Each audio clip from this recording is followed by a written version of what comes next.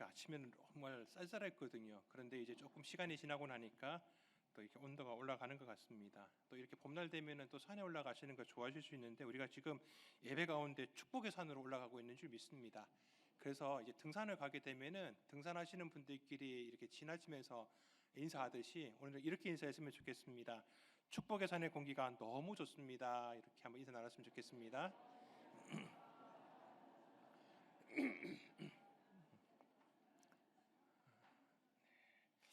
다음 주일날 이 축복의 산에 계셔야지 다른 산에 계시면 절대 안 됩니다. 오늘은 팔복 가운데 세 번째 복입니다. 해당되는 본문이 마태복음 5장 5절에 나오는 말씀입니다. 우리 한번 마태복음 5장 5절 말씀을 같이 읽어보도록 하겠습니다. 같이 있습니다. 온유한 자는 복이 있나니 그들이 땅을 기업으로 받을 것이며. 아멘. 이것과 연관되는 시편 37편 말씀을 오늘 본문을 읽었지만은 오늘 실제 본문 말씀은 마태복음 5장 5절 말씀, 온유한 자는 복이 있나니라는 말씀입니다. 헬라어의 이 온유하다라는 말에 해당되는 것이 프라우스라는 단어를 사용합니다. 이 단어가 사용되는 데는 크게 세 가지 용례가 있다고 합니다. 첫 번째는 어떤 환자가 이제 고열입니다. 감기 같은 게 걸리게 되면은 열이 높아지지 않습니까? 이제 의사가 준 약을 먹고서 열이 떨어지고 정상적인 상태로 돌아왔을 때에 그 열이 진정되었을 때에 프라우스라는 단어를 사용한다고 합니다. 또 한 가지는 뜨거운 태양 가운데 지나가게 되는데 이게 너무 덥지 않습니까? 땀 뻘뻘 흘리고 있을 때에 어디선가 시원한 바람이 불어와서 그 시원한 바람 때문에 이 뜨거운 것 때문에 참지 못하는 이 상황을 식혀줄 때에 그때에 진정된 상태를 가지고서 또 프라우스라고 하는 온유하다라는 이 단어를 쓰게 됩니다. 또 하나는 이 단어, 이 용례가 이제 가장 많이 사용되는 것인데 왜 사나운 짐승들 있지 않습니까? 들짐승들, 뭐 말 같은 짐승도 포함해서 말 같은 짐승이야 당연하고 사자나 이리 같은 그런 맹짐승조차도 그렇게 잡아서 훈련시키고 그렇게 훈련이 되어서 주인이 가르쳐 주는 대로 이렇게 잘 따르는 상태를 가리켜서 프라우스라고 그렇게 얘기한다고 합니다.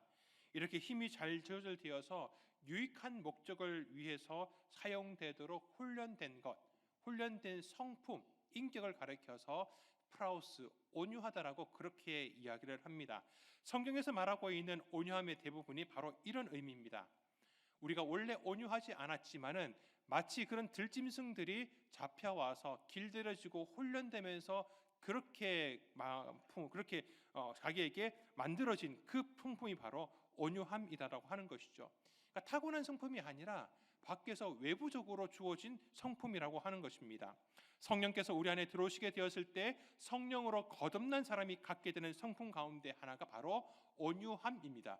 그래서 갈라디아서에 나오는 성령의 9가지 열매 가운데서도 이 온유함이 기록되어 있습니다. 우리 갈라디아서 5장 22절 23절 같이 읽겠습니다. 오직 성령의 열매는 사랑과 희락과 화평과 오래 참음과 자비와 양성과 충성과 온유와 절제니 이 같은 것을 금지할 법이 없느니라. 아멘. 그래서 성령의 9가지 열매와 우리가 지금 팔복을 배우고 있는데 8가지 복을 누리고 있는 그 팔복의 성품이 겹치는 부분들이 적지 않습니다. 결국 성령께서 우리 안에 계심으로 통해서 우리가 갖게 되는 그 성품이 바로 온유함 뿐만 아니라 충성과 다른 어떤 것들이 성품들이 함께 겹칠 수밖에 없는 것입니다. 제가 한때는 이 성령의 9가지 열매를 가지고서 이런 생각을 한 적이 있었습니다. 결혼하기 전이었고요. 한참 젊었을 때입니다. 나는 결혼을 하면은 애를 낳아서 애 이름을 이 성령의 9가지 열매로 지으면 참 멋지겠다는 생각을 했습니다. 그러면 애를 몇을 낳아야 될까요? 9을 낳아야 됩니다. 저는 정말 자녀를 많이 낳아가지고 TV에 나오고 싶었습니다. 근데 하나님께서 딱 셋밖에 안 주셨는데 하여튼 그때 그런 생각을 했습니다. 그러면서 이름을 이 9가지 열매를 순서에 따라 가지고 이렇게 지어야 되겠다. 첫째는 여사랑이라고, 둘째는 여희락. 희락은 조금 그런 것 같아요. 우리나라 말로 바꾸면은 순 우리말로 바뀌면은 기쁨이 되더라고요. 둘째는 여기쁨, 셋째는 여화평, 넷째가 되니까 이게 오래 참음이지 않습니까? 여오래, 여참음, 여오래 참음. 이게 아니라 오래 참음이라는 단어를 한자어로 바꾸게 되면 인내지 않습니까? 그래서 이름을 짓고 나니까 여인내가 되더라고요. 자, 여기서 멈춰버렸습니다. 어떻게 애 이름을 여인내라고 짓습니까?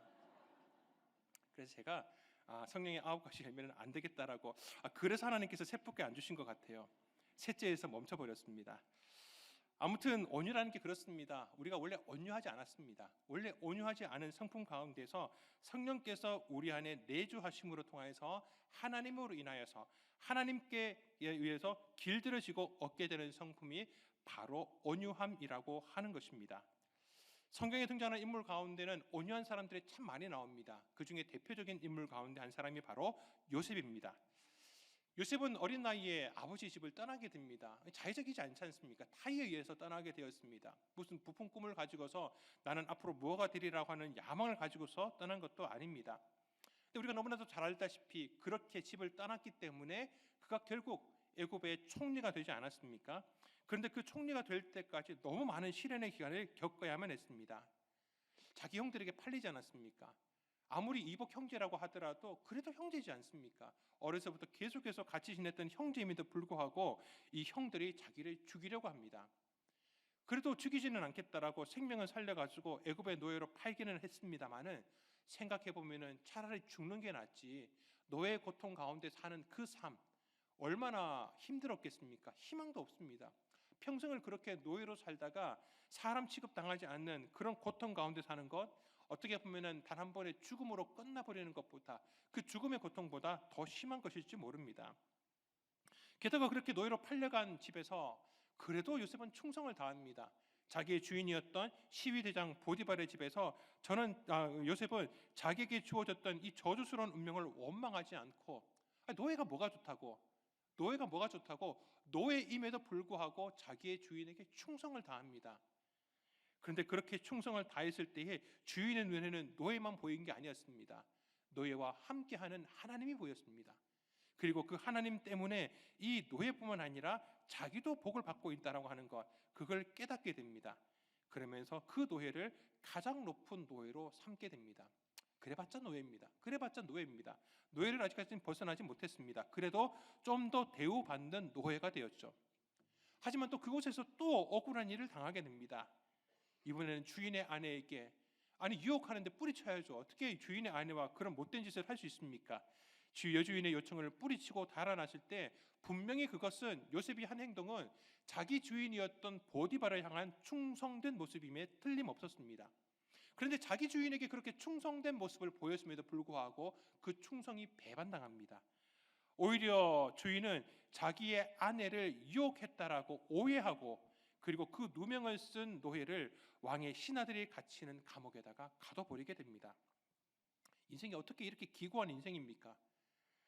집에서는 아버지께 사랑받을 만큼 아들로서 최선을 다했는데 선을 행했는데 자기 형들에게 시기를 당해서 노예로 팔려버리고 또 그렇게 노예 생활을 할 때에도 그래도 포기하지 않고 그곳에서 주인에게 충성을 다했는데 그 주인에게 배반을 당하고 누명을 쓰고 중죄인으로 감옥으로 들어가게 되고 도대체 요셉이 잘못한 게 뭐 있습니까?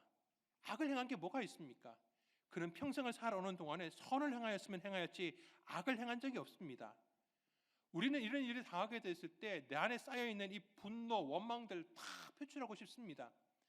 내가 이런 인생을 겪고 있다라고 사람들 앞에 얘기를 하면은 사람들이 그거 다 동조해 줄 겁니다. 공감해 줄 겁니다.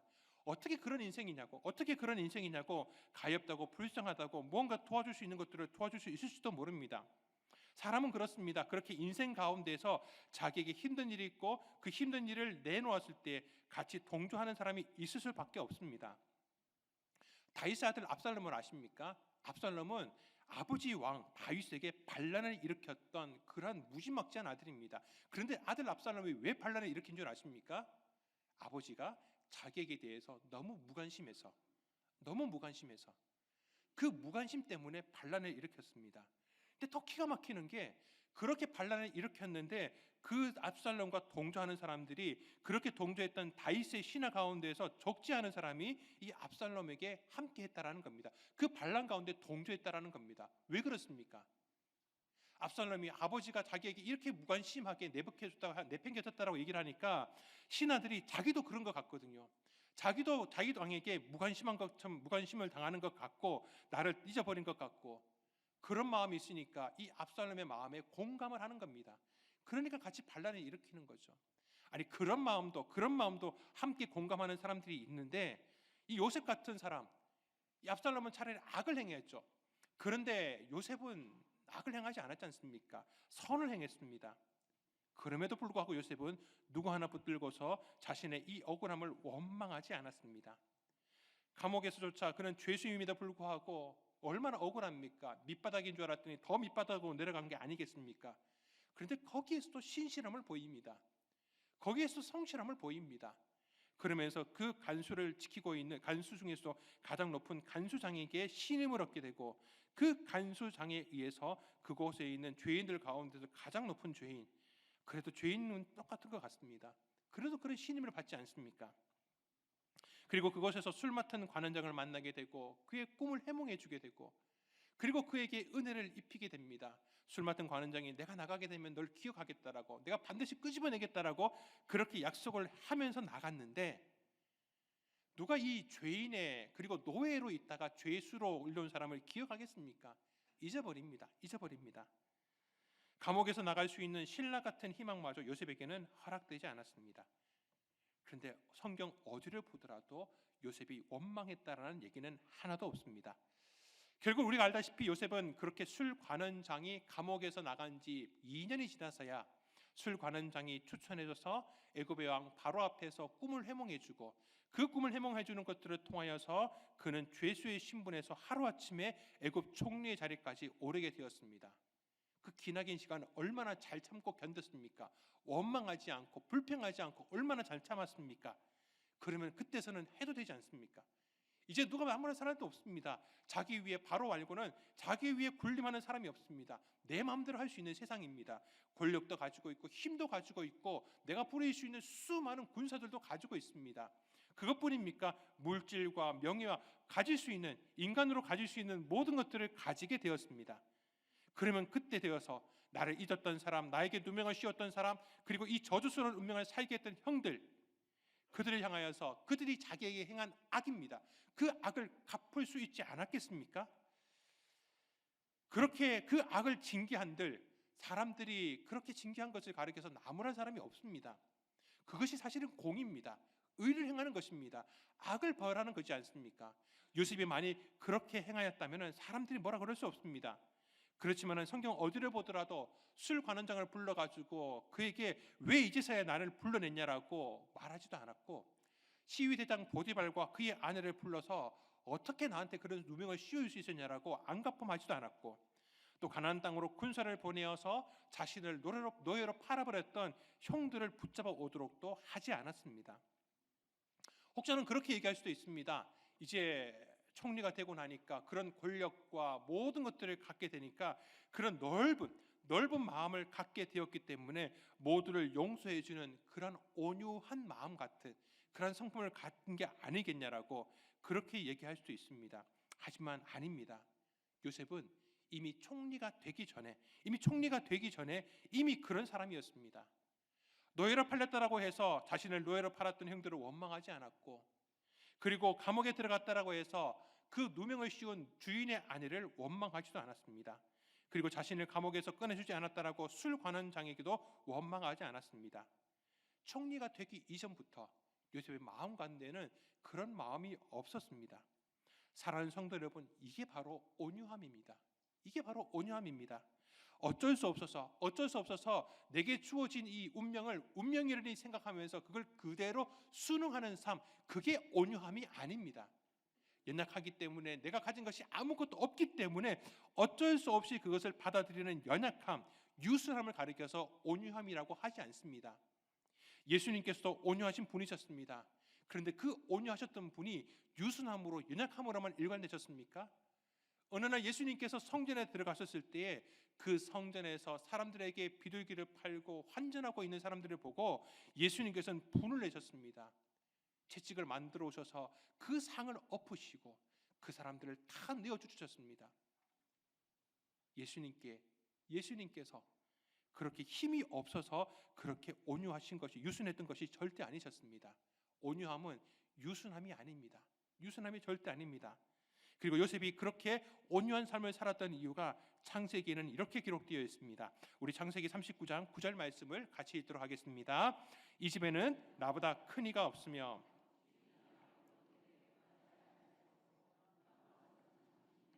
당신은 그의 아내임이라.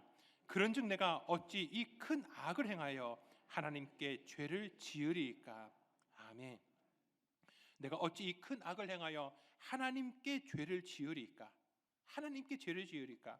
요셉은 형제들과 함께 집에 거주할 때에도, 노예로 팔렸을 때에도, 감옥에 있을 때에도 늘 이 마음으로 살았습니다. 무슨 마음입니까? 바로 하나님 앞에 살아가는 인생. 나는 하나님이 보시는 가운데 하나님 앞에 살아가는 인생이라고 하는 그런 코람데오의 믿음을 가지고서 살았던 인생이라고 하는 것입니다. 바로 그렇게 자기를 지켜보시는 하나님께서 자신의 인생 가운데서 하나님의 계획하심을 온전히 이루실 것이라고 하는 믿음이 요셉에게는 있었습니다. 우리 창세기 50장 19절부터 21절 말씀까지 같이 읽도록 하겠습니다. 요셉이 그들에게 이르되 두려워하지 마소서, 내가 하나님을 대신하리이까.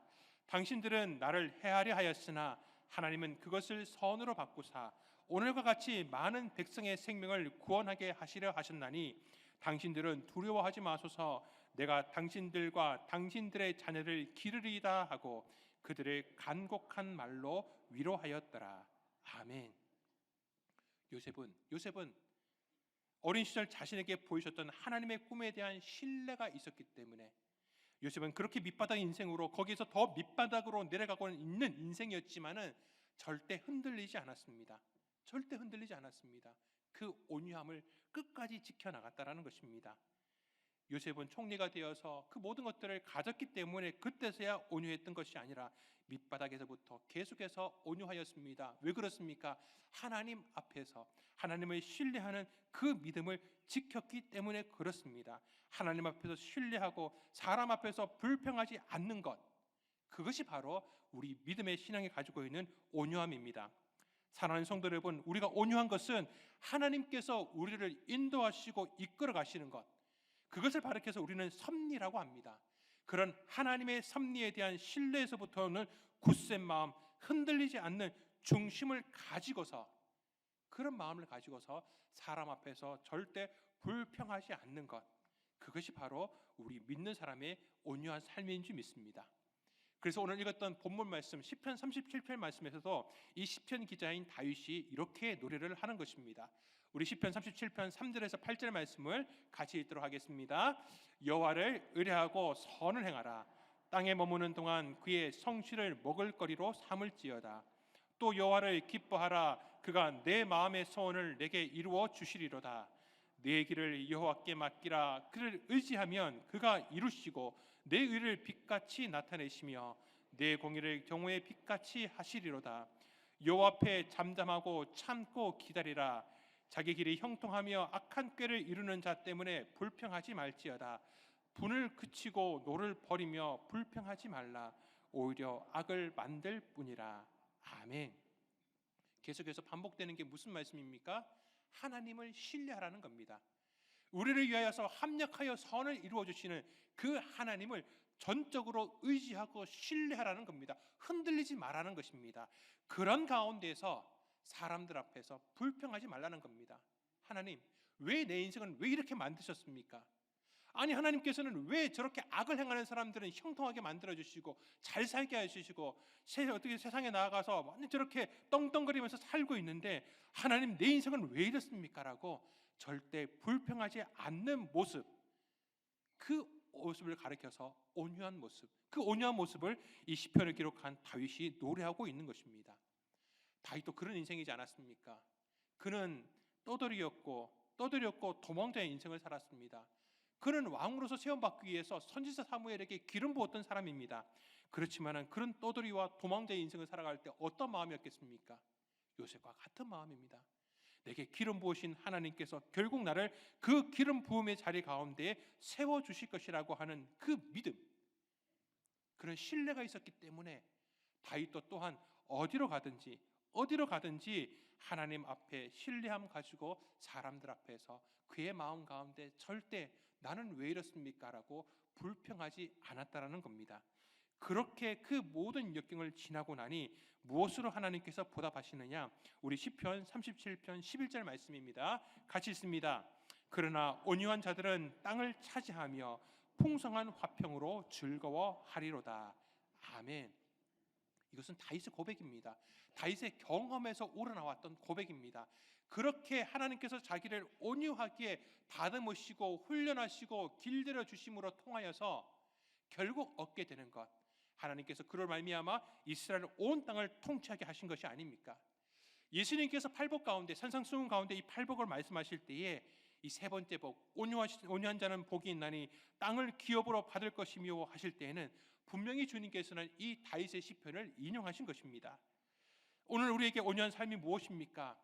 그것은 우리를 당신의 자녀로 삼으시고 또 당신의 백성으로 삼아주시고 그거를 인치기 위하여서 하나님께서 불과 성령으로 우리에게 기름 부으신 하나님, 그 하나님께서 우리를 통하여서 이루시고자 하시는 그 하나님의 섭리하심에 대해서 우리가 믿고 신뢰하고 흔들리지 않는 마음을 가지고서 그 약속을 붙들며 살아가는 것입니다.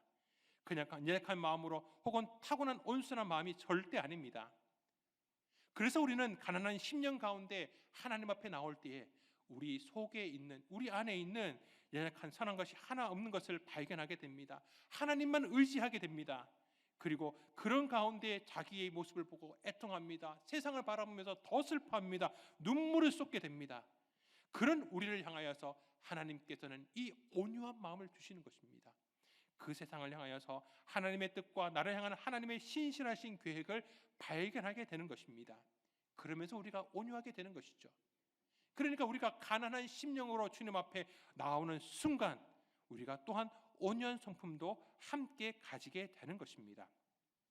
그렇게 예수님께서 그렇게 당신에게 나온 제자들을 향하여서 너희가 앞으로 온유하게 될 것이라고 말씀하지 않고 이미 그런 가난한 마음을 가지고서 주의 부르심 가운데 나온 제자들을 향하여서 이미 그들은 온유한 자들이라고 말씀하고 계십니다. 우리 마태복음 5장 5절 말씀을 다시 한번 더 읽도록 하겠습니다. 온유한 자는 복이 있나니 그들이 땅을 기업으로 받을 것이며. 아멘. 지극하게 되면은 너희 온유한 자들은 복이 있나니, 이미 그렇게 주님 앞에 나온 제자들을 향하여서 너희는 이미 온유한 자들이라고, 그렇기 때문에 너희들은 땅을 기업으로 받게 되는 복을 누리게 될 것이라고 주님께서 말씀하고 계시는 것입니다.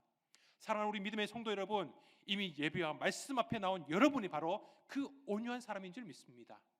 여러분들에게 주님께서 땅을 기업으로 받게 된다는 그러한 축복의 말씀을 우리에게 허락하여 주시는 줄 믿습니다. 자, 그렇다면 우리가 땅을 기업으로 받게 된다는 것이 어떤 의미겠습니까? 여러분들 가운데 저를 포함해서 마찬가지입니다. 우리 가운데서 땅을 기업으로 받게 된다는 것들 싫어하시는 분들은 아무도 없을 것입니다. 가끔은 그런 생각을 해보게 됩니다. 우리 아버지는, 우리 아버님은, 우리 어머니는 혹시 숨겨놓은 땅이 없을까? 그런 생각들을 가끔 해보게 됩니다. 그러면서 조심스럽게 물어보다가 또 실망할 때도 있습니다. 여러분들 가운데 우리 가운데 부동산을 싫어하시는 분이 누가 있겠습니까? 저도 가진 건 아무것도 없음에도 불구하고 통장 잔고가 얼마밖에 되지 않음에도 불구하고 눈을 지나가다가 이렇게 아파트들이 올라가는 거 보면은 저건 도대체 얼마 할까? 분양가가 얼마 할까? 괜히 궁금해하거든요. 근데 궁금해하기는 하는데 아무것도 할 수가 없습니다. 근데 우리가 이 말씀을 땅을 기업으로 받는다라는 이 말씀의 의미를 확대해서 해석해 볼 수 있는 겁니다. 결국 온유한 사람이 하나님 앞에 그 신뢰함을 드러내고 하나님 앞에서의 신앙으로 살아가게 된다면은 그를 하나님께서 축복하시지 않겠습니까? 하나님께서 합력하여 선을 이루어 주시고 선한 길 가운데 형통하게 하시다 보면은 그 가운데 누리는 복 가운데 하나가 하나님께서 우리에게 그 땅을 주실지 누가 알겠습니까? 그런 의미에서 오늘 아멘 하신 분들은 집에 가셔서 이 말씀을 액자로 만들어 가지고 잘 걸어 두셨다가 여러분들 믿음대로 고백하신 대로 이루어지기를 축복합니다. 그리고 혹시 누가 물어보시면 뒤에 아멘 하신 분들은 늦었습니다. 항상 타이밍입니다, 여러분. 타이밍이 참 중요합니다. 혹시 누가 여러분들 가정에 오셔가지고 이 액자 가운데 땅을 기업으로 받는다라는 이 말씀, 온유한 자가 땅을 기업으로 받는다라는 이 말씀을 볼 때 물어보지 않겠습니까? 그러면 그때는 오늘 설교 말씀을 통해서 들었던 이 말씀들의 진정한 의미들을 그분에게 설명해 주신다면 얼마나 좋겠습니까? 자, 그런 의미에서 우리는 다시 한번 더 이 땅을 기업으로 받는다라는 것의 의미가 무엇인지 그 진정한 의미도 알아야 되는 것입니다. 하나님께서 아브라함을 부르셨을 때 아브라함에게 그에게 땅을 주시겠다라고 약속을 하십니다. 자, 우리 창세기 12장 7절 말씀입니다. 창세기 12장 7절 말씀 같이 읽겠습니다. 여호와께서 아브라함에게 나타나 이르시되 내가 이 땅을 내 자손에게 주시리라 하신지라. 아멘. 아브라함에게 땅을 약속하십니다. 그 땅에서 아브라함이 할 수 있는 게 무엇이겠습니까? 그는 평생 목축을 하는 사람이었습니다. 그는 염소와 양을 그 땅 가운데서 기르면서 자기의 생계를 유지할 수 있었을 것입니다. 양과 염소를 기르면서 거기서 젖을 얻을 것이고 또 풍성한 가운데서 그것을 다른 사람과 거래하면서 자기의 삶 가운데 필요한 것들을 공급받을 수 있었을 것입니다. 땅은 그에게 있어서는 생계와 직결되는 것이었습니다. 근데 목축업뿐만 아닙니다. 아브라함의 아들 이삭은 농사를 지었던 사람입니다. 우리 창세기 26장 12절 13절 말씀을 같이 읽겠습니다.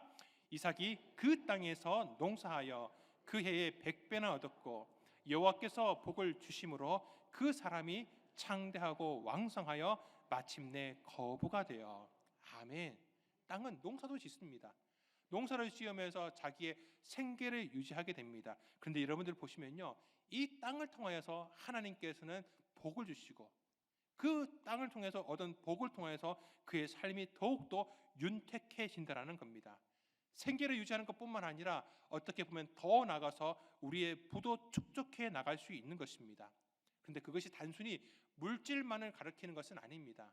그렇게 얻는 것들을 통해서 생계를 유지하는 것들을 통해서 우리가 누리게 되는 것을 다른 말로 표현하면은 우리의 생명을 유지할 수 있는 것입니다. 땅은 무엇과 연결되느냐? 우리의 생명과 연결되는 것입니다. 땅이 풍족할수록 우리가 생명을 더 윤택하게 누릴 수 있는 것이고 그 땅이 없으면 하나님께서 그 땅을 통해서 내게 주실 그 복이 그만큼 적어진다라는 것입니다.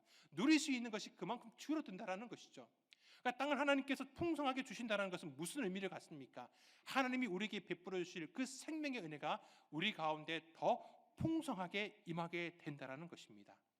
그렇게 생각을 해보니 하나님께서 주시는 그 땅의 원리가 더 진정한 의미로 나아가게 되니까 무엇과 연결되느냐?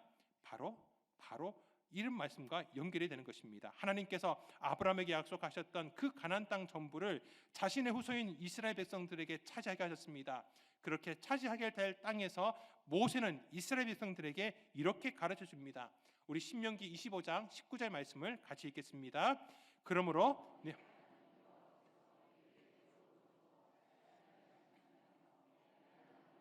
사방에 있는 모든 적군으로부터 내게 안식을 주실 때에 너는 천하에서 아말렉에 대한 기억을 지워버리라. 너는 잊지 말지니라. 아멘. 그냥 풍성한 생명이 아닙니다.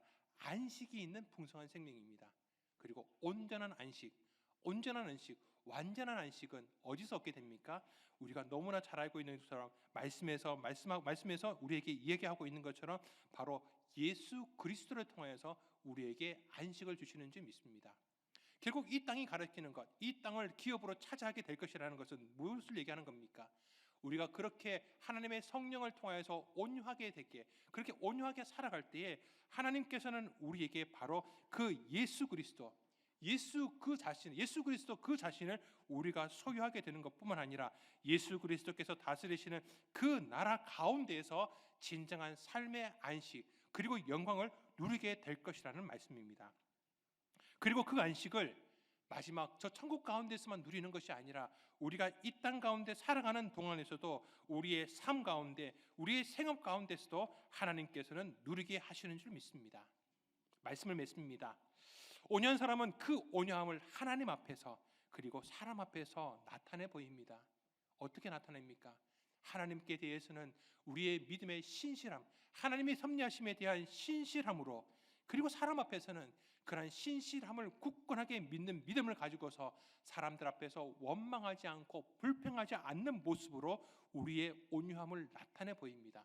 그런 온유함을 나타내 보였을 때 사람들에게는 어떻게 보이느냐? 요셉이 그러했던 것처럼 이렇게 나타나게 되는 것입니다. 우리 창세기 39장 2절에서 3절 말씀을 같이 읽겠습니다. 여호와께서 요셉과 함께 하심으로 그가 형통한 자가 되어 그의 주인 애굽 사람의 집에 있으니 그의 주인이 여호와께서 그와 함께 하심을 보며 또 여호와께서 그의 범사에 형통하게 하심을 보았더라. 아멘. 온유한 성품으로 살아갈 때에 세상 사람들이 우리를 보게 됩니다.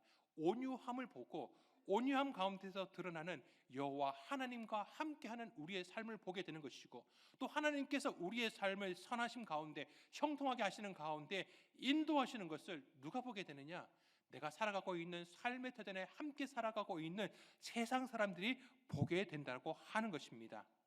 믿음의 성도 여러분, 우리도 요셉처럼 다윗처럼 무엇보다 온전한 온유함을 나타내 보였던 그 예수님처럼 그 온유함을 닮아가시고, 그리고 그에게 말씀에서 약속되어 있는 것처럼 하나님께서 우리에게 땅으로 주시는 그 기업들, 영원한 안식을 이 땅 가운데 우리가 살아가는 동안에 맛보며 누리며 영광 가운데 살아가시는 우리 모든 복된 성도님들 될 수 있기를 주님의 이름으로 축원합니다.